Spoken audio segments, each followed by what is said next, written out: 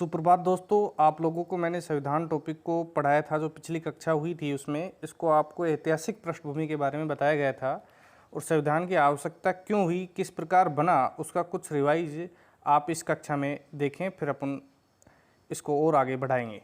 1600 ईस्वी में east India company के रूप में ब्रिटेन व्यापार करने यहाँ पे आए। एलिजाबेथ प्रथम जो यहाँ उसके चार्टर एक्ट ने अधिकार प्राप्त किया व्यापार करने का। 1765 में बंगाल, बिहार और उड़ीसा ने भी व्यापार करना स्टार्ट कर दिया, उन्होंने भी अधिकार प्राप्त किया। महारानी 1858 में सिपाही विद्रोह के परिणाम स्वरूप जब महारानी विक्टोरिया उस समय थी 1858 में, तो उन्होंने शासन अपने हाथ में प्रत्यक्ष रूप से ले लिया, शासन का उत्तरदायित्व तो अपने प्रत्यक्ष हाथों में लिया। 15 अगस्त 1947 तक अनवरत रूप से वो जारी रहा, इसी प्रकार का शासन यहाँ पे रहा और एक संविधान की आवश्यकता हुई। 1946 में संविधान सभा का गठन किया गया, जो 6 दिसंबर 1946 को हुआ। उसकी 2 बैठकें हुई, एक 9 दिसंबर 1946, एक 11 दिसंबर 1946। ये कल मैं विस्तृत रूप से आपको समझा चुका था। उसके बाद कंपनी का शासन लागू हुआ 1773 से 1858 में। सम्राट का शासन 1858 से 1947 तक रहा। रेगुलेटिंग एक्ट के बारे में मैं पढ़ाया। ब्रिटेन सरकार ने काफ़ी रेगुलेटिंग एक्ट बनाए, भारत शासन अधिनियम बनाए। एक 1773 का रेगुलेटिंग एक्ट था, जिसमें कलकत्ता में उच्चतम न्यायालय की स्थापना की गई, जो 4 सदस्यीय पैनल था, एक न्यायाधीश, एक मुख्य न्यायाधीश और 3 अन्य न्यायाधीश थे। 1781 में उसके अधिकारों को और बढ़ा दिया गया रेगुलेटिंग एक्ट में। 1833 का जो रेगुलेटिंग एक्ट था, उसमें ब्रिटिश भारत के केंद्रीकरण की दिशा में यह अधिनियम निर्णायक कदम था। उसमें बंगाल के गवर्नर जनरल को भारत का गवर्नर जनरल बना दिया गया, इसमें सभी नागरिक और सैन्य शक्तियां निहित थी। लॉर्ड विलियम बेंटिंग भारत के प्रथम गवर्नर जनरल थे, जबकि बंगाल के गवर्नर जनरल तो बनाए गए थे वो लॉर्ड वॉशिंगटन थे। चार्टर एक्ट 1833 के सिविल सेवकों के चयन के लिए खुली प्रतियोगिताओं का आयोजन किया गया। 1853 का चार्टर अधिनियम, जिसमें सिविल सेवकों की भर्ती के चयन हेतु खुली प्रतियोगिता की व्यवस्था का आरंभ किया गया। 1854 का जो मैकाले समिति थी, वो शिक्षा के क्षेत्र में बहुत ज़्यादा योगदान उसका रहा है और शिक्षा के क्षेत्र में क्रांति लाने का उत्तरदायित्व तो मैकाले समिति का था और सबसे प्रथम समिति थी जो शिक्षा के क्षेत्र में बनी। तो कई बार इस पे क्वेश्चन पूछे गए हैं कि शिक्षा के क्षेत्र में बनी पहली समिति कौन सी थी, तो मैकाले समिति होगी 1854 में। और चार्टर अधिनियम अगर इसमें पूछा जाए तो 1853 का। जब 1857 की क्रांति हुई थी, उस समय विद्रोह होने के बाद में महारानी विक्टोरिया ने 1858 में अपना प्रत्यक्ष रूप से शासन का उत्तरदायित्व तो अपने हाथों में लिया था और उन्होंने जो गवर्नर जनरल का पदनाम बदल करके भारत का वायसराय कर दिया गया था। ये कई बार पूछा जाता है कि भारत का वायसराय किस समय किया गया, तो 1858 में किया गया था। यह वायसराय भारत के ब्रिटिश ताज का प्रत्यक्ष प्रतिनिधि बन गया। जो ब्रिटिश ताज कहती थी वही कार्य भारत का वायसराय करता था। ये अंतिम 1947 जब भारत आजाद हुआ तब तक लागू रहा। महत्वपूर्ण यह था कि बंगाल के प्रथम गवर्नर जनरल लॉर्ड वॉरेन हॉशिंगटन और भारत के प्रथम गवर्नर जनरल जो लॉर्ड विलियम बेंटिंग और भारत के प्रथम वायसराय लॉर्ड कैनिंग बने। 1909 का भारत परिषद अधिनियम हम पढ़ चुके थे। इस अधिनियम को मार्ले और मिंटो सुधार के नाम से भी जाना जाता है। इस समय लॉर्ड मॉर्ले इंग्लैंड में भारत के राज्य सचिव थे तथा लॉर्ड मिंटो भारत के वायसराय होते थे, इसीलिए ये मार्ले मिंटो सुधार के नाम से भी जाना जाता था। जो केंद्रीय और प्रांतीय परिषदों के आकार में काफी वृद्धि हुई, 16 से बढ़कर के 60 हो गई थी वो। और महत्वपूर्ण बात 1919 में था कि इस अधिनियम में पृथक निर्वाचन के आधार पर मुस्लिमों के लिए सांप्रदायिक प्रतिनिधित्व का प्रावधान किया गया, जो एक घातक चीज थी। वैसे ये ज्यादा दिन समय तक नहीं चल पाई, असफल रही, परंतु सांप्रदायिक प्रतिनिधित्व एक बहुत घातक था। सांप्रदायिक प्रतिनिधित्व का अर्थ मैं आपको बता चुका था कि मुस्लिम सदस्यों का चुनाव मुस्लिम मतदाता ही कर सकते थे। अतः सांप्रदायिकता को वैधानिकता प्रदान इन्होंने की, संविधान में लागू इसको करने की पूरी कोशिश इन्होंने की और कर भी दिया। और लॉर्ड मिंटो को सांप्रदायिक निर्वाचन के जनक के रूप में जाना जाता है। उसके आगे की यात्रा क्या रही, ऐतिहासिक पृष्ठभूमि में संविधान को बनाने की पृष्ठभूमियाँ धीरे धीरे तैयार हो रही थी, धीरे धीरे नियम बन रहे थे, कुछ हट रहे थे, कुछ नए लागू हो रहे थे। भारत शासन अधिनियम 1919 और भारत शासन अधिनियम 1935 ये दोनों महत्वपूर्ण हैं, और 1935 भारत शासन अधिनियम है वो बहुत ही ज़्यादा महत्वपूर्ण है, जैसे मिनी संविधान भी कहते हैं। अपन भारत शासन अधिनियम 1919 से आज प्रारंभ करते हैं। 20 अगस्त 1917 को क्या हुआ कि ब्रिटिश सरकार ने इससे पहले तो मानने से 1% भी वो तैयार नहीं थे, ना तो मान रहे थे कि हम शासन करने देंगे आपको, मना कर दिया था उन्होंने। परंतु 20 अगस्त 1917 को ब्रिटिश सरकार ने पहली बार घोषणा की कि उसका उद्देश्य भारत में क्रमिक रूप से उत्तरदायी सरकार की स्थापना करना है। उन्होंने कहा कि हमने व्यापार भी कर लिया, हमने शासन भी कर लिया, अब भारत को एक उत्तरदायी शासन देना चाहते हैं और क्रमिक रूप से उत्तरदायी सरकार की स्थापना करना चाहते हैं। क्रमिक रूप से मतलब कि जो लगातार शासन करे, उत्तरदायी मतलब उसका उत्तरदायित्व तो समझते हुए शासन करे। 1919 में भारत शासन अधिनियम बनाया गया। तो 1919 का भारत शासन अधिनियम अपन पढ़ ही रहे हैं। यह लागू 1921 में होता है। कई बार ये पूछा जाता है कि भारत शासन अधिनियम 1919 को लागू कब किया गया, तो 1921 में इसको लागू कर दिया गया था। ये महत्वपूर्ण है कि इसको लागू कब किया गया था, तो 1921 में इसको लागू किया गया था। मॉन्टेग्यू चेम्सफोर्ड सुधार भी इसे कहा जाता है। क्यों कहा जाता है मॉन्टेग्यू चेम्सफोर्ड सुधार? क्योंकि उस समय मॉन्टेग्यू जो था वो भारत के राज्य सचिव होते थे। भारत के राज्य सचिव मैं आपको बता चुका हूँ कि वो ब्रिटेन के शासन में सचिव होते थे, वहाँ के पीए होते थे, वहाँ राय देते थे ये। तो मॉन्टेस्क्यू भारत के राज्य सचिव होते थे, जबकि चेम्सफोर्ड था वो भारत का वायसराय होता था। चेम्सफोर्ड भारत का क्या था? वायसराय, जो 1858 में महारानी ने वायसराय पद दे दिया था। सारे कार्य, उत्तरदायित्व, सैन्य कार्य सब वही देखता था उसका। तो 1919 भारत शासन अधिनियम की विशेषताएं क्या है कि केंद्रीय और प्रांतीय विषयों की सूची की पहचान कर जितने भी विषय हमारे बटे हुए हैं, किस विषय को केंद्र में रखा जाए और किसको प्रांतों में रखा जाए। देखिए, इसी प्रकार का ढांचा अब भी है, इसी प्रकार का पहले भी था, उसी को लागू किया गया। इसका मतलब संविधान में केंद्रीय विषय क्या क्या होंगे और प्रांतीय विषय क्या होंगे। केंद्र मतलब सेंटर का मामला क्या होगा, प्रांतों का मतलब राज्यों का मामला, क्या क्या विषय उसमें रखे जाएंगे। वर्तमान में भी यही स्थितियां पैदा हो रही हैं और तब भी यही थी।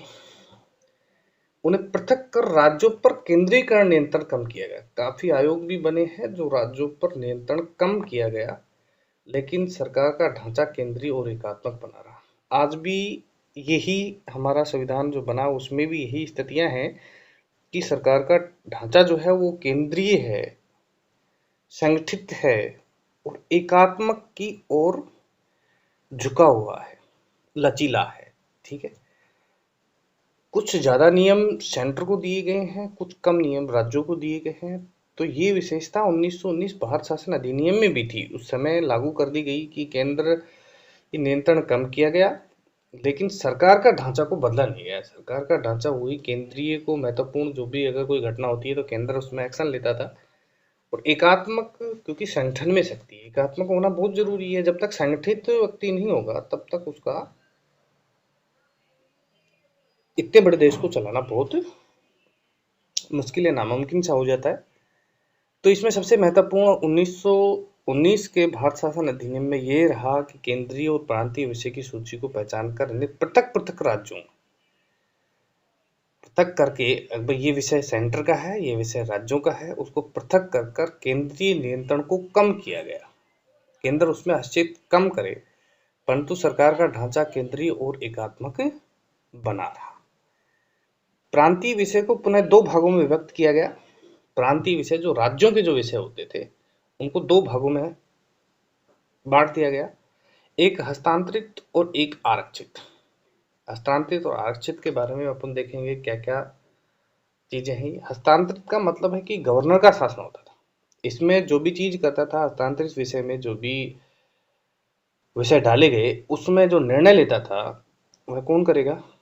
गवर्नर निर्णय करता था और उन मंत्रियों की सहायता लेता था जो विधान परिषद के प्रति उत्तरदायी थे।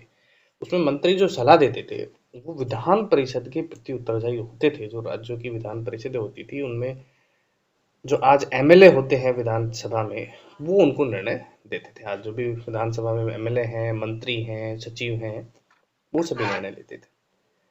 दूसरी ओर आरक्षित विषय पर गवर्नर कार्यपालिका परिषद की सहायता लेता था। दो तरीके के विषय हो गए, एक आरक्षित, एक हस्तांतरित। हस्तांतरित जो विषय था उस पे गवर्नर का अधिकार था, गवर्नर जो सलाह लेता था वो विधान परिषद के प्रति उत्तरदायी थे। और दूसरी ओर आरक्षित विषयों पर गवर्नर कार्यपालिका परिषद की सहायता लेता था, जो सेंटर से सहायता लेकर के वह कानून या नियम बनाने की प्रक्रिया को निपटाता था। शासक की दोहरी व्यवस्था को द्वैध शासन कहा गया।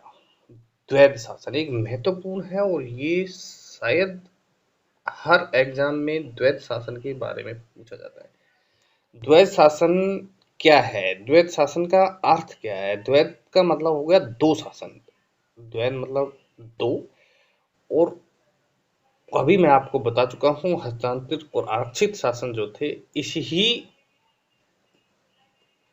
तर्ज पर द्वैध शासन चलता था, उसी को द्वैध शासन कहा जाता था। बल्कि यह व्यवस्था काफी हद तक असफल भी रही, सफल नहीं हो पाई। द्वैध शासन की व्यवस्थाएं सफल नहीं हो पाती हैं। द्वैध शासन 1919 में राज्यों में लागू हुआ था, 1935 में ये सेंटर में लागू होगा, 1935 में राज्यों से ये द्वैध शासन खत्म कर दिया गया था। वो आगे अपन पढ़ाएंगे। इस अधिनियम में पहली बार देश में द्विसदनीय व्यवस्था मैं आपको बता चुका हूँ कि जब दो विषय पर आपको बांट दिया गया, एक हस्तांतरित और एक आरक्षित। जब दो विषय पर आपको बांट दिया गया तो पहली बार देश में द्विसदनीय व्यवस्था प्रारंभ की गई। जब भाषा से राजनीति विज्ञान में जब भी कोई क्वेश्चन बनेगा तो यह पूछा जाएगा कि कौन सा अधिनियम है जिसमें देश में पहली बार द्विसदनीय व्यवस्था को अपनाया गया। तो द्विसदनीय व्यवस्था जब अपनाई गई थी तो 1919 का भारत शासन अधिनियम है, यानी राज्यसभा और लोकसभा का गठन किया गया।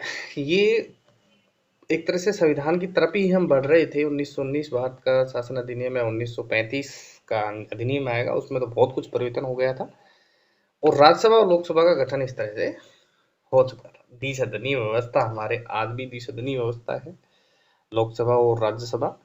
ये व्यवस्थाएं हैं 1919 के भारत शासन अधिनियम में भी लागू हो चुकी थी। द्वैध शासन और द्विसदनीय व्यवस्था आपको बारे में समझ चुके होंगे, मैं जानता हूँ। द्वैध शासन में आपको मैं बता चुका हूँ कि आरक्षित और हस्तांतरित विषय जो है वो गवर्नर की पावर पे होते थे और वो सहायता लेता था। और द्विसदनीय व्यवस्था में जो हुआ था वो प्रत्यक्ष निर्वाचन की व्यवस्था प्रारंभ की गई। दोनों सदन बनाए गए, राज्यसभा और लोकसभा, उसमें जो चुनाव किया गया उसमें जो निर्वाचन हुआ वो प्रत्यक्ष निर्वाचन हुआ। ऐसा नहीं है कि व्यक्ति मतदाता स्वयं जाएगा। प्रत्यक्ष निर्वाचन उसे कहते हैं जिसमें कोई भी मतदाता स्वयं जाकर के अपनी इच्छा अनुसार जिसे भी वह मत देना चाहे वो दे सकता है, वो प्रत्यक्ष निर्वाचन कहलाएगा। वायसराय की कार्यकारी परिषद में 6 सदस्यों में से 3 सदस्यों को छोड़कर 3 भारतीय होना आवश्यक था। वायसराय की जो कार्यकारी परिषद है, कार्यकारी परिषद समझ, तो वायसराय बहुत महत्वपूर्ण पद था उस समय। भारत शासन अधिनियम 1919 में वायसराय बहुत बड़ा पद होता था, तो सारे सैन्य शक्तियां, नागरिकों के अधिकार, सब कुछ वही देखता था। तो वायसराय की कार्यकारी परिषद जो थी उसमें 6 सदस्य होते थे, जिसमें 3 सदस्यों को छोड़कर, 3 तो ब्रिटिश सरकार के होते थे, उधर से ब्रिटिश से आते थे, पर जो 3 भारतीय होना बहुत अति आवश्यक था। इससे पहले इन्होंने क्या कर रखा था कि भारत का कहीं नाम ही नहीं था, तो 1919 में इन्होंने 6 सदस्यीय जो वायसराय की कार्यकारी समिति कार्य कर रही थी, देश को चला रही थी, उसमें 3 सदस्य भारत के लिए गए। सांप्रदायिक आधार पर सिखों, देखिए महत्वपूर्ण यह क्वेश्चन बन जाता है कई बार कि सांप्रदायिक आधार पर, सांप्रदायिक का मतलब अलग अलग संप्रदायों को पृथक निर्वाचन का अधिकार देना। सांप्रदायिकता का मतलब एक ये शब्दावली है। सांप्रदायिक आएगा, आप सोचोगे सांप्रदायिक होता क्या है? वास्तविकता यह है कि सांप्रदायिक वो होता है कि जिसे अलग अलग समुदाय के लोगों को पृथक निर्वाचन करने का अधिकार देना सांप्रदायिक कहलाता है। तो सांप्रदायिक आधार पर सिखों को, भारतीय ईसाइयों, देखो बाहर के ईसाई नहीं है, बाहर के अगर कोई ईसाई है तो उनको नहीं दिया जाएगा। भारतीय ईसाई को, सिखों को और आंग्ल भारतीय यूरोप के लिए पृथक निर्वाचन के सिद्धांत का विस्तार किया गया। एक आंग्ल भारतीय यूरोप, आंग्ल भारतीय आया, जो भी भारत के लोग ना होकर के ब्रिटेन से या फिर यूरोप से जो बिलोंग करते थे और भारत में वो अगर रहने लग गए तो वो आंग्ल भारतीय हैं। वर्तमान में यह व्यवस्था बंद कर दी गई है। हमारे लोकसभा में और राज्यसभा में भी कुछ आंग्ल भारतीयों को अधिकार दिए गए थे, कुछ सीटों का आरक्षण दिया गया था। 2020 में आंग्ल भारतीयों को इस अधिकारों को बंद कर दिया गया है कि किसी प्रकार के उनको सीटों का आरक्षण नहीं दिया जाएगा। तो आंग्ल भारतीय यूरोपियों के लिए पृथक निर्वाचन के सिद्धांत का विस्तार किया गया। तो कई बार बहुत डीप क्वेश्चन जब बनता है तो यह पूछा जाएगा कि कौन से भारत शासन अधिनियम में किन किन समुदायों को पृथक निर्वाचन के सिद्धांत का विस्तार किया गया या दिया गया। तो उसमें ऑप्शन में एक में सिख, भारतीय, ईसाई और आंग्ल भारतीयों और के लिए होगा, और दूसरे में एक में दूसरी कोई भी समुदाय को जोड़ देगा ऑप्शन में, तो वो गलत हो जाएगा। तो आपको याद होना चाहिए कि 1919 का भारत शासन अधिनियम में सांप्रदायिक आधार पर सिखों को, भारतीय ईसाइयों को, आंग्ल भारतीय यूरोपियों के लिए पृथक निर्वाचन के सिद्धांत का विस्तार किया गया। भारत शासन अधिनियम 1919 में एक लोक सेवा आयोग का गठन किया गया। अभी तक कोई लोक सेवा आयोग नहीं बना था। उसे 1926 में केंद्रीय सेवा का गठन किया गया। भारतीय लोक सेवा आयोग कब बना? 1926 में। यह क्वेश्चन भी पूछा जाता है। ये फैक्ट होते हैं राजनीतिक विज्ञान में, ऐसे फैक्ट पूछे जाते हैं वर्तमान में कि जो बहुत गहराई के फैक्ट होते हैं। ये अपन बहुत कम पढ़ पाते हैं कि लोक सेवा आयोग का गठन कब किया गया, ये केंद्रीय सेवा का गठन कब किया गया। अब अगर केंद्रीय सेवा का गठन कर दिया जाए तो 1926 आप करेंगे, ये भी लोक सेवा आयोग ही है। ठीक है। तो पहली बार केंद्रीय बजट को राज्यों के बजट से अलग कर दिया गया। पहली बार भारत शासन अधिनियम 1919 में यह हुआ कि केंद्रीय जो बजट की घोषणा होती थी, वर्तमान में राज्यों के बजट अलग घोषित होते हैं और सेंटर का बजट अलग घोषित होता है। यह 1919 में भी हो गया था कि केंद्रीय बजट और राज्यों के बजट भी अलग अलग घोषित कर दिए गए थे। तो भारत शासन अधिनियम बहुत महत्वपूर्ण है और भारत शासन अधिनियम से निश्चित रूप से हर एग्जाम में एक क्वेश्चन पुटअप होता है, जिसमें आपको बताया कि केंद्र और राज्यों को बजट से अलग कर दिया जाएगा। केंद्रीय सेवाओं का गठन कर दिया गया 1926 में। सांप्रदायिक आधार पर सिखों को क्या किया गया, अलग से आरक्षण दिया गया और सब्जेक्टों को 2 विषय में बांट दिया गया। आरक्षित और हस्तांतरित विषय के बारे में मैंने आपको बताया, और केंद्रीय और प्रांतीय विषयों की सूची अलग अलग कर दी गई। इस प्रकार से सांप्रदायिक आधार पर सिखों और भारतीयों को आरक्षण का प्रावधान किया गया। वायसराय की कार्यकारिणी परिषद में आपको बता चुका हूँ 6 सदस्य होते थे, 3 जिसमें भारतीय होते थे, 3 ब्रिटेन के होते थे। द्विसदनीय व्यवस्था और द्वैध शासन, किसमें ये द्वैध शासन है ना, ये बहुत कंफ्यूज करता है। ये द्वैध शासन राज्यों में जो लागू किया गया था वो द्वैध शासन 1919 भारत शासन अधिनियम में किया गया था, जबकि सेंटर में आगे आएगा लागू किया जाएगा तो भारत शासन अधिनियम 1935 में लागू किया गया था। तो इस प्रकार के आपको भारत का शासन अधिनियम 1919, भारत शासन अधिनियम 1919 महत्वपूर्ण है और उसको याद भी रखना है। एक साइमन आयोग आया था। साइमन आयोग क्या है?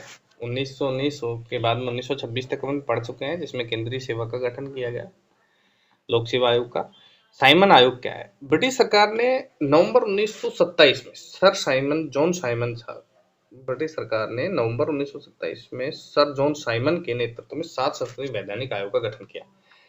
वैधानिक आयोग का मतलब है कि यह संविधान का निर्माण करेगा जिससे कि जो उत्तरदायी सरकारें होंगी वो उसको मानेंगी, परंतु इसका विरोध हो गया क्यों हुआ विरोध? विरोध इसलिए हुआ था कि इसमें जो 7 सदस्य थे वो सभी ब्रिटेन के थे, कोई भी सदस्य भारत का नहीं रखा गया। जबकि इससे पहले मैं आपको बता चुका हूं कि जो वायसराय की कार्यकारी परिषद थी उसमें भी 3 सदस्य भारत के होते थे, परंतु साइमन आयोग ने तो किसी भी भारतीय को नहीं रखा। साइमन आयोग में लाला लाजपत राय ने इसका बहुत ज्यादा विरोध किया था, उसको लाठियों से भून दिया गया था, बेचारों को कील से लाठियों में। साइमन आयोग ज्यादा विरोध उन्होंने ही किया था। लौह पुरुष भारत के वही कहलाते हैं। और नेतृत्व में 7 सदस्यीय वैधानिक आयोग का गठन किया गया। यह मुख्य उद्देश्य संवैधानिक सुधारों पर एक व्यापक अध्ययन करना था। तत्काल शासन करने वाली सरकार को सिफारिशें दी जा सके कि आगे जो आगामी सरकारें बनेंगी उनको हम सिफारिश दे चुके हैं, उनका निर्माण करने में सिफारिश कर चुके हैं। तो इस आयोग का सभी सदस्यों ने, सभी दलों ने, जितने भी यहाँ मुस्लिम वर्ग, हिंदू वर्ग के जितने भी दल थे यहाँ पे, सबने विरोध किया। आयोग के सभी सदस्य ब्रिटिश थे, इस वजह से विरोध था। उनको पता था कि हमारे को इसमें कुछ नहीं मिलने वाला। साइमन आयोग जो आया है इसमें 7 सदस्य ब्रिटेन के हैं और ब्रिटेन की ही चीज़ों को वो आगे लाएंगे, तो इनका भारी विरोध किया गया। साइमन आयोग आप याद रखना, साइमन आयोग क्या है, और साइमन है भाई, साइमन नहीं करें, साइमन करें इसको। साइमन आयोग है। सांप्रदायिक अवार्ड क्या है? सांप्रदायिक अवार्ड भी कई बार क्वेश्चन अगर बहुत गहराई से पूछेगा तो सांप्रदायिक अवार्ड का जनक पूछ ले जाता है। तो इसका ब्रिटिश प्रधानमंत्री था रैमजे मैकडोनाल्ड। रैमजे मैकडोनाल्ड ने सांप्रदायिक अवार्ड है क्या? सांप्रदायिक अवार्ड का मतलब यह है दलित वर्गों की अलग से निर्वाचन व्यवस्था करना। दलित वर्गों के लिए अगर किसी निर्वाचन व्यवस्था के लिए समर्थन किया तो ब्रिटिश प्रधानमंत्री रैमजे मैकडोनाल्ड ने किया अगस्त 1932 में। उन्होंने कहा कि आप सिखों को दे रहे हैं, मुस्लिमों को दे रहे हैं, एंग्लो इंडियंस को भारत शासन अधिनियम में प्रत्यक्ष निर्वाचन का अधिकार दे रहे हो, तो कम से कम दलितों को तो दो। तो इन्होंने कहा कि दलितों के लिए जो है अलग से निर्वाचन की व्यवस्था की जाए। तो इसी से सांप्रदायिक अवार्ड या कम्युनल अवार्ड से जाना जाता है। सांप्रदायिक अवार्ड या कम्युनल अवार्ड। कम्युनल अवार्ड या सांप्रदायिक अवार्ड एक ही चीज़ है। 1932 में अल्पसंख्यकों के प्रतिनिधित्व पर एक योजना की घोषणा की गई। प्रधानमंत्री रैमजे मैकडोनाल्ड ने कहा कि हमें प्रतिनिधित्व, जो भी उनका प्रतिनिधित्व करेगा उसके लिए अलग से प्रत्यक्ष निर्वाचन किया जाएगा, और जिसमें दलित वर्ग ही खुद ही वोट डालेंगे और अपना प्रतिनिधि चुनेंगे। ये सांप्रदायिक अवार्ड है। सांप्रदायिक अवार्ड को आपको याद रखना बहुत ही जरूरी है, जो 1932 में अल्पसंख्यकों के लिए आया था। अल्पसंख्यकों के लिए या तो फिर प्रधानमंत्री रैमजे मैकडोनाल्ड ने या फिर अल्पसंख्यकों के लिए भीमराव अंबेडकर जी ने काफी कार्य किया है। भीमराव अंबेडकर जी जो हैं बहुत महान पुरुष हैं, भारत के संविधान के निर्माता वो रहे हुए हैं, परंतु उनका आज यूज कुछ अलग तरीके से लोग करने लगे हैं। कि भीमराव अंबेडकर जी ने कभी भी ये नहीं कहा कि दलित वर्ग में कोई SC ST वर्ग या फिर कोई और वर्ग होगा। उन्होंने ये कहा था कि दलित वर्ग सब में है, सवर्णों में भी दलित वर्ग है, OBC में भी है, SC में भी है, ST में भी है, उनको उठाया जाए, उनको कुछ आरक्षण देकर के ऊपर किया जाए, नहीं तो वरना वो गरीब के गरीब ही रह जाएंगे। तो उन पर काफ़ी उन्होंने संविधान में भी कई धाराओं को उनमें जोड़ने का उनका बहुत महत्वपूर्ण हिस्सा रहा है। परंतु आज वर्तमान में SC ST वर्ग या कोई और कोई वर्ग भी कभी भी पर्टिकुलर उनकी फोटो लगा करके विरोध करता है तो अच्छा नहीं लगता है, उनको नीचा दिखाने वाली बात आ जाती है। भारत शासन अधिनियम 1935 की बात करें तो भारत शासन अधिनियम 1935 को जो है भारत का मिनी संविधान कहते हैं। भारत शासन अधिनियम 1935 में एक ऐसी भूमिका तैयार हो चुकी थी कि अब भारत आज़ाद होगा और आज़ाद होने के बाद उसका संविधान बनेगा, संविधान उसका लागू हो जाएगा। ये भारत शासन अधिनियम 1935 को इसीलिए मिनी संविधान कहा जाता है। यह अधिनियम भारत में पूर्ण उत्तरदायी सरकार के गठन में मील का पत्थर साबित हुआ। पूर्ण उत्तरदायी, ठीक है, स्वयं उत्तरदायी हो व्यक्ति, उसमें मील का पत्थर साबित कौन सा हुआ था? भारत शासन 1935। एक लंबा विस्तृत दस्तावेज था, ऐसा नहीं है कि 2-4-5 लाइनों में भारत शासन अधिनियम 1935 को खत्म कर दिया गया। इसमें 321 धाराएं थी और 10 अनुसूची है, 10 अनुसूची। वर्तमान में तो जब संविधान का निर्माण हुआ था 8 ही अनुसूची थी, 4 अनुसूची तो और जोड़ी गई है, जबकि उस समय 10 अनुसूचियां भारत शासन अधिनियम 1935 में जोड़ दिया गया था और 321 धाराएं इसमें जोड़ी गई। इसमें महत्वपूर्ण यह है कि यह आज भी व्यवस्थाएं चल रही हैं और पहले भी चल रही थी। धाराएं बनी, अनुसूचियां बनी, अनुसूचियों में संविधान को अलग अलग पार्टों में जोड़ा गया और वर्तमान में भी 3 विषय हैं। संघ सूची का विषय है, राज्य सूची का विषय है, संपत्ति का सूची का विषय है। संघ सूची में संघ सरकार जो है उसके विषय जोड़े गए हैं, राज्य सूची में राज्य के विषय को जोड़ा गया है और संपत्ति सूची में जो है दोनों के मिले हुए जो अधिकार होते हैं, दोनों के अधिकार होते हैं संपत्ति सूची में। यह 1935 के भारत शासन अधिनियम में ही चीजें आ चुकी थी। तो एक तरह से भारतीय संविधान की रूपरेखा तैयार होने लगी थी। धाराएं जोड़ी गई, अनुसूचियां 10 आई, धाराएं 321 हुई, संघ सूची, राज्य सूची और संपत्ति सूची के विषय को अलग अलग किया गया। एक महत्वपूर्ण भारत शासन अधिनियम 1935 में यह हुआ कि 1919 में जो प्रांतों में द्वैध शासन लागू किया गया था उसको समाप्त कर दिया गया 1935 के भारत शासन अधिनियम में। अगर इसकी बहुत निचला फैक्ट बनता है राजनीति विज्ञान में तो ये पूछेगा कि भारत शासन अधिनियम 1935 के तहत द्वैध शासन प्रांतों में समाप्त कर दिया गया, यह कौन से सन में किया गया? तो 1939 में किया गया था। आपको याद होना चाहिए कि भारत शासन अधिनियम 1935 में जो प्रांतों में द्वैध शासन समाप्त किया गया था वह 1939 में समाप्त हुआ था। जबकि जैसे ही प्रांतों में द्वैध शासन 1939 में समाप्त होता है उसी प्रकार से सेंटर में द्वैध शासन की प्रणाली को प्रारंभ किया गया। यह महत्वपूर्ण है, दोनों ही चीजें। तो क्वेश्चन बने प्रांतों में द्वैध शासन की समाप्ति, तो भारत शासन अधिनियम 1935, पर्टिकुलर सन पूछा जाए तो 1939। जबकि अगर केंद्र में द्वैध शासन का प्रारंभ हुआ तो 1900 भारत शासन अधिनियम 1935, पर्टिकुलर डेट पूछी जाए तो 1939। इसमें दलित जातियों, महिलाओं और मजदूर वर्ग के लिए अलग से निर्वाचन और सांप्रदायिक प्रतिनिधित्व की व्यवस्था का विस्तार किया गया। रैमजे मैकडोनाल्ड ने, जो ब्रिटेन के प्रधानमंत्री थे, उन्होंने मजदूर वर्ग को या दलित वर्ग को प्रत्यक्ष रूप से अलग से निर्वाचन की व्यवस्था की थी।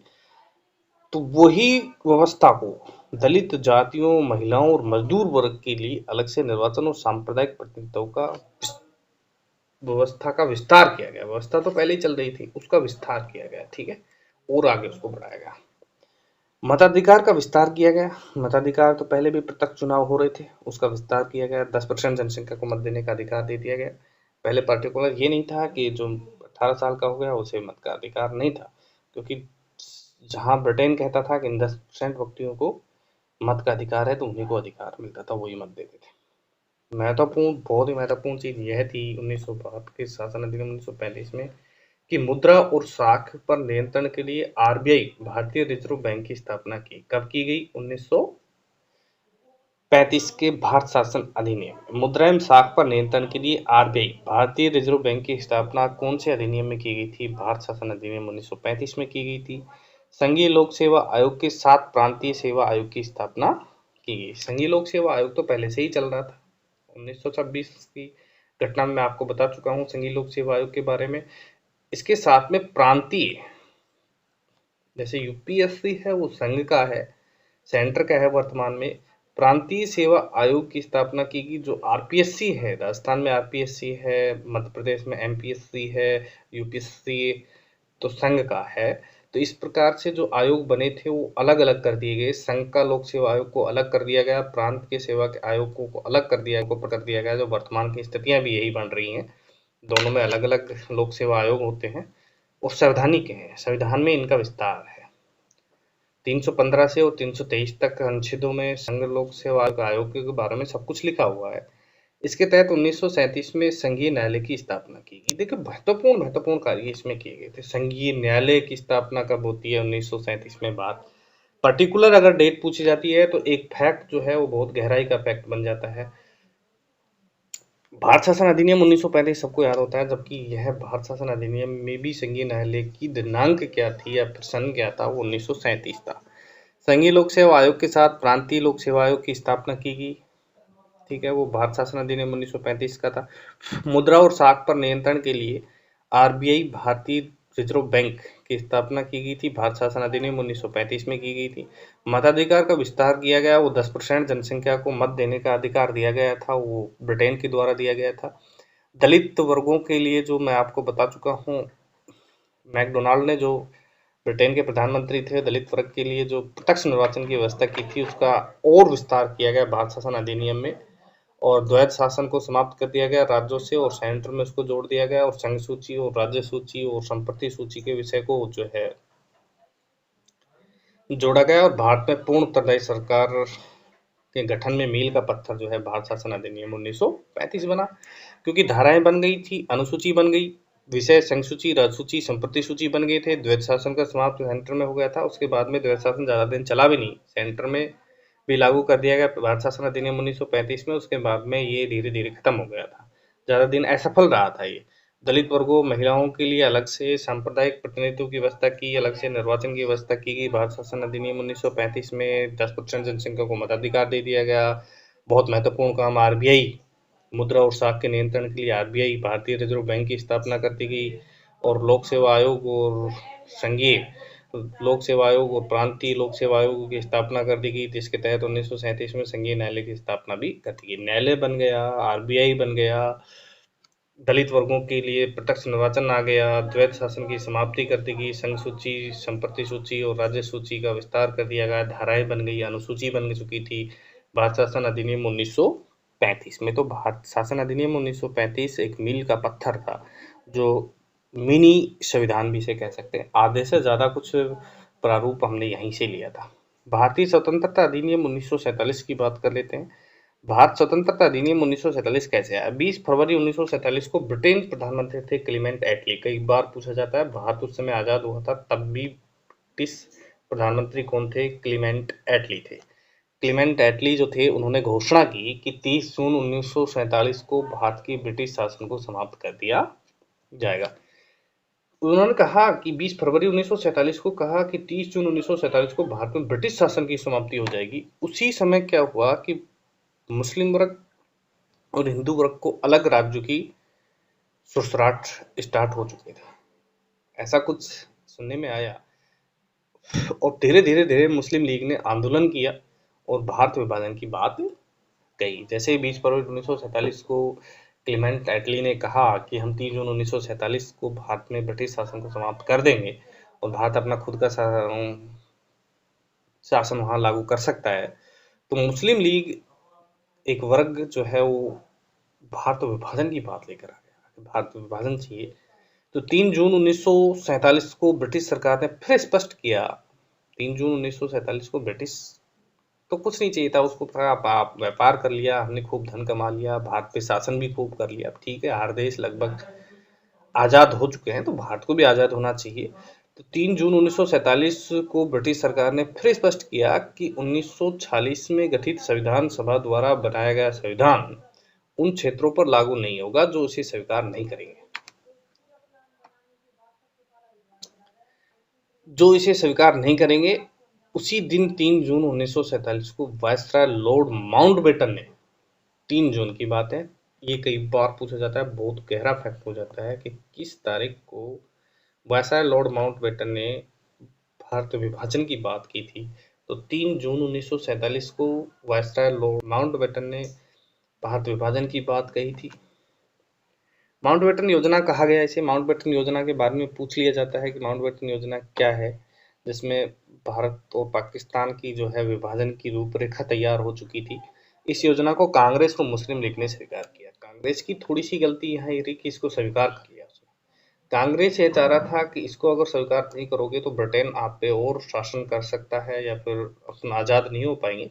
इस वजह से कांग्रेस ने कहा कि चलो ठीक है भाई, अगर ये अलग राज्य की मांग करते हैं, अलग राष्ट्र की मांग कर रहे हैं, तो कोई दिक्कत नहीं है, इनको अलग राज्य दे देंगे। और मुस्लिम लीग ने स्वीकार कर लिया। मुस्लिम लीग तो चाहिए रहा था कि भारत का विभाजन हो, मुस्लिम उधर जाएं और हिंदू यहाँ रहें, स्वीकार कर लिया। भारत 15 अगस्त 1947 को इसे स्वतंत्र और संप्रभु राष्ट्र घोषित कर दिया गया। इस लाइन में बहुत कुछ छिपा हुआ है।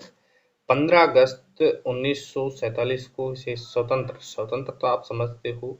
संप्रभु क्या है? संप्रभु राष्ट्र घोषित कर दिया। संप्रभु राष्ट्र का मतलब ही है कि खुद की सरकार, उस देश की खुद की स्वयं की सरकार हो, स्वयं की जनसंख्या हो, स्वयं का भूभाग हो और स्वयं का सत्ता पक्ष हो, स्वयं की सरकारें वहां पर कार्य करें, उसे ही संप्रभु सरकार कहते हैं। इससे पहले हम संप्रभु नहीं थे 15 अगस्त 1947 से पहले, क्योंकि हमारी सरकार ब्रिटेन के हाथों में थी, ब्रिटेन शासन कर रहा था। संप्रभु राष्ट्र 15 अगस्त 1947 को हम आज़ाद होने के बाद ही बने, उसी दिन बन गए थे, क्योंकि हमारी खुद की सरकारें उसके बाद कार्य करने लगी थी। संप्रभु राष्ट्र की घोषणा हो चुकी थी। हमारी जनसंख्या हमारी होगी, हमारा जो भूभाग है उस पर कोई अलग राज्य जो है आधिपत्य नहीं कर सकता। आधिपत्य करेगा तो भारत उसकी सुरक्षा करेगा, उसे ही संप्रभु राष्ट्र कहते हैं।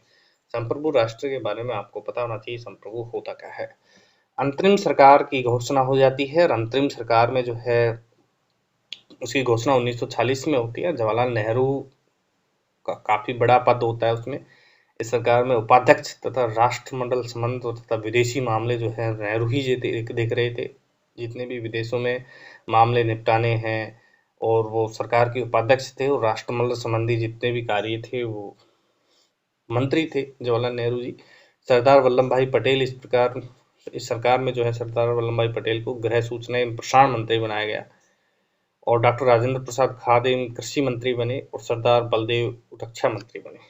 सरदार बलदेव रक्षा मंत्री बने थे अंतरिम सरकार में। अब अपन देख लेते हैं इसके महत्वपूर्ण प्रश्न, संविधान की ऐतिहासिक पृष्ठभूमि के महत्वपूर्ण प्रश्न। संविधान का ऐतिहासिक पृष्ठभूमि जो है आज इस कक्षा में अंतिम चरण में है, और इसके महत्वपूर्ण क्वेश्चन क्या क्या बनते हैं। विगत परीक्षाओं में कुछ महत्वपूर्ण क्वेश्चनों को पूछा गया है, लगभग इन्हीं में से क्वेश्चन बनते हैं। क्वेश्चन पूछा गया था 1600 ईस्वी में ईस्ट इंडिया कंपनी ने जब व्यापार प्रारंभ किया तो इस समय इंग्लैंड की महारानी कौन थी? तो महारानी एलिजाबेथ थी। एलिजाबेथ भी आप करेंगे और एलिजाबेथ भी प्रथम करेंगे। काफी कुछ छिपा हुआ है कि इसमें क्वेश्चन में ये भी छुपा हुआ है कि ईस्ट इंडिया कंपनी ने व्यापार किस समय प्रारंभ किया? तो 1600 ईस्वी में किया।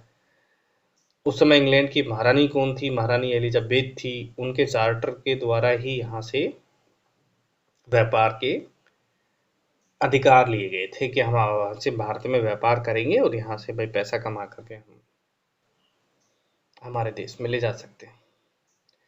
संविधान सभा का गठन कब हुआ? महत्वपूर्ण है, कई बार डेट भी पूछी जाती है। संविधान सभा का गठन 6 दिसंबर 1940 को हुआ था। प्रथम बैठक इसकी 9 दिसंबर और द्वितीय बैठक इसकी 11 दिसंबर को होती है, जिसमें डॉक्टर राजेंद्र प्रसाद जी अध्यक्ष बनते हैं। तो संविधान सभा का गठन कई बार पूछा जाता है कि भारत में संविधान सभा का गठन कब हुआ था? 6 दिसंबर 1940 को हुआ था।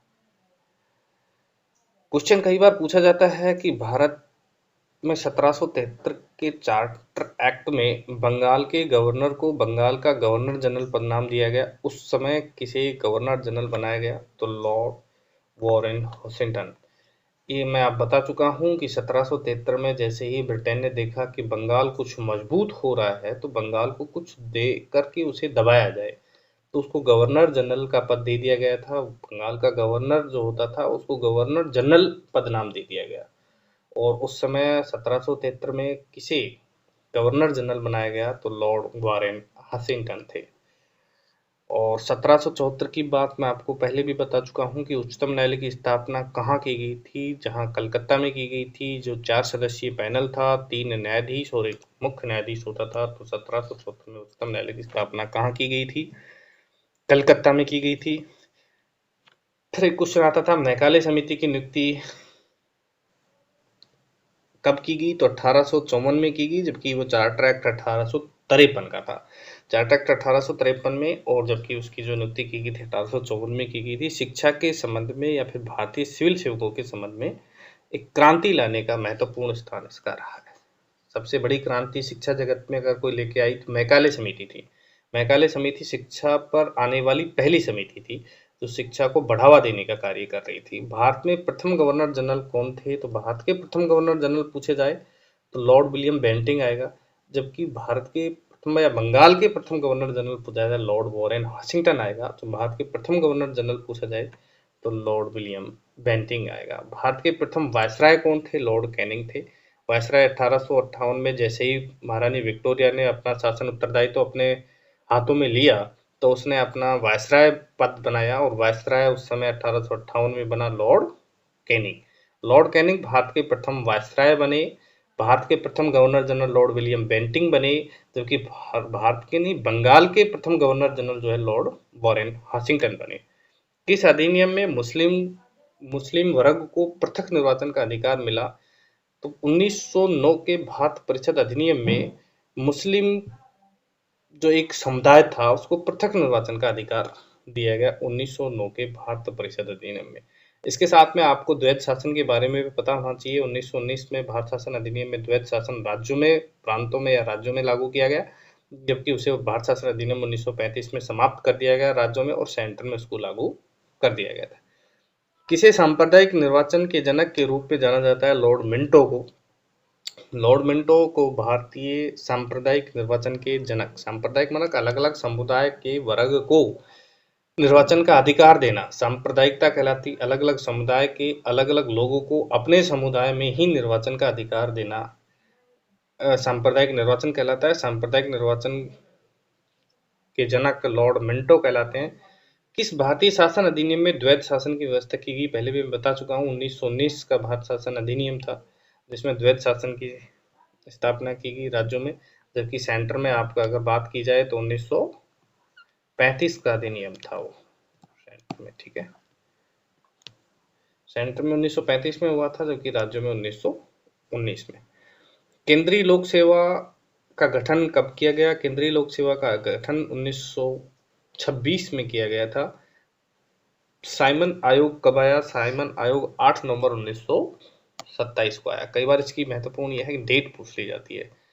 साइमन आयोग में आपको बता चुका हूँ 7 सदस्यीय आयोग था। 7 सदस्यीय आयोग सभी ब्रिटेन के लोग थे। ब्रिटेन ही उसे अपने संविधान को बनाने की कोशिश कर रहे थे कि उत्तरदायी सरकार जो आगामी होगी उस पर हम उन कानून और नियमों को लागू करवा दें। तो साइमन आयोग का भारी विरोध हुआ। लाला लाजपत राय को लौह पुरुष कहा जाता है, उसे लाठियों में कील गड़ौ करके आगे उनको पीटा गया था, उनकी मृत्यु भी हो गई थी। साइमन आयोग का भारी विरोध हुआ, सभी दलों ने इसका विरोध किया था। जबकि साइमन आयोग कब आया यह आपको पता होना चाहिए, 8 नवंबर 1927 में। दलितों के लिए अलग से निर्वाचन व्यवस्था को क्या कहते हैं? दलित वर्ग के लिए जो रैमजे मैकडोनाल्ड ने व्यवस्था की थी दलितों के अलग से निर्वाचन के लिए, उसे सांप्रदायिक अवार्ड या कम्युनल अवार्ड कहते हैं। पहले भी बता चुका हूँ, सांप्रदायिक अवार्ड या फिर कम्युनल अवार्ड को दलित वर्ग के लिए अवार्ड था। किस अधिनियम में संसूची, राज्य सूची और संपत्ति सूची को बांटा गया? पहले बता चुका हूँ कि भारत का जो मिनी संविधान कहलाता है वह भारतीय संविधान में महत्वपूर्ण अहम भूमिका निभाने का कार्य भारत शासन अधिनियम 1935 का है। भारत शासन अधिनियम 1935 में आपको याद आते ही आना चाहिए कि संघ सूची, राज्य सूची, संपत्ति सूची, बैंकों की निर्माण कर दिया गया था। चुनाव में जितनी धाराएं और अनुसूचियां भारत शासन अधिनियम 1935 में जोड़ी गई। भारत स्वतंत्रता के समय ब्रिटेन के पीएम कौन थे? क्लेमेंट एटली थे। काफी कॉमन क्वेश्चन है, परंतु काफी बार पूछा गया है कि भारत स्वतंत्रता के समय ब्रिटेन के पीएम कौन थे। नमस्कार दोस्तों, अगली क्लास में अपन इस यात्रा को आगे क्रमिक रूप से बढ़ाएंगे। जय हिंद। 1600 ईस्वी में ईस्ट इंडिया कंपनी के रूप में ब्रिटेन व्यापार करने